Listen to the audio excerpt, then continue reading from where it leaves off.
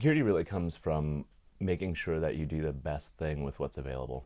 And so security vulnerabilities introduced by social media amount to ways to cause the wrong action to happen or ways to cause additional actions to happen by the wrong people. And so what I would say is the provenance of information is very hard to validate. And so it's easy to become clouded by noise, by incorrect information provided by malicious players, even just by accidental players or failed tools. In addition, because that information is often broadcast in what amounts to a public forum, a lot of other people can make use of the same information and potentially with a more specific triage need.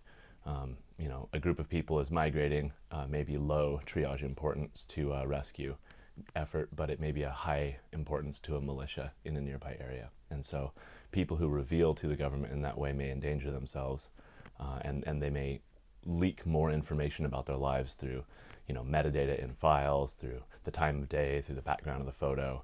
All these sorts of identifiable markers in the information can be used potentially incorrectly by the right people and potentially harmfully by the wrong people. And then on the backside, communicating out from the government into those media, it's difficult to have a continuous, righteous, good voice that represents the policies and the opinion of the agency as a secondary activity.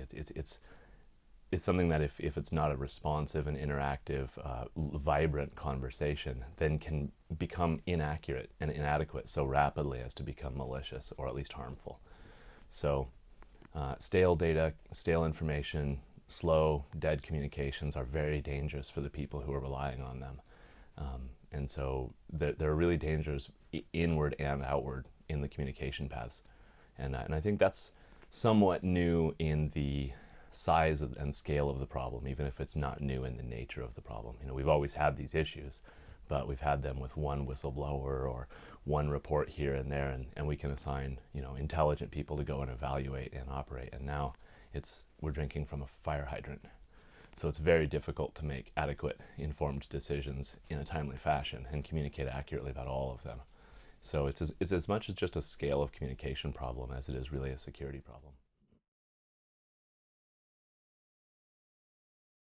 There's really two problems. One of them is about trust, and one of them is about scale.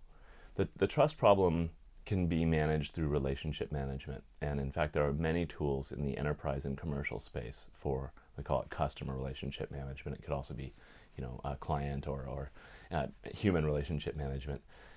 Those kinds of tools allow us to track over time how we've communicated, how accurately someone's reported to us, how well they've taken information from other people, and we can develop, I don't know about scoring, but at least a sense of trust in some manner, that a person is trustworthy. And taking the responsibility to make a series of relationships around the world in advance of problems allows the agency to have a few trusted voices who can be more live, local, vibrant, interactive for the people who need the services, and help to lead the local community in essentially rescuing itself, which, as we know, is really what happens in disasters. The local community rescues itself and the international community tries not to step on their toes typically.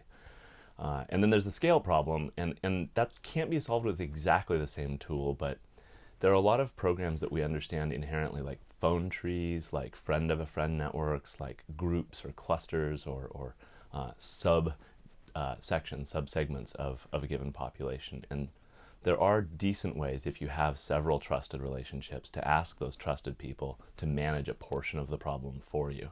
And if you train them up to the level that we used to train our people to, if you make them essentially virtual agents, then to the degree that you can trust them to perform a smaller scale version of your larger scale task. And that really provides a great buffer and accuracy improver, because the people talking to you are talking to you with more perspective from their own community. They have more vested interest in correctly balancing the needs of various people, especially if you have 5 or 6 of these kinds of advisors. Then you're talking directly and constantly with a small community of people you trust, you understand, you learn to speak their language better, and then they can go out and solve the problems themselves in segments or sectors, or the Northeast representative, whatever the correct division is in the scenario. So once you can trust a few people, and once you establish a program to scale, then you can achieve very similar results to what we were used to in the past. But it does take quite a bit of preparation and intent to cause that to happen.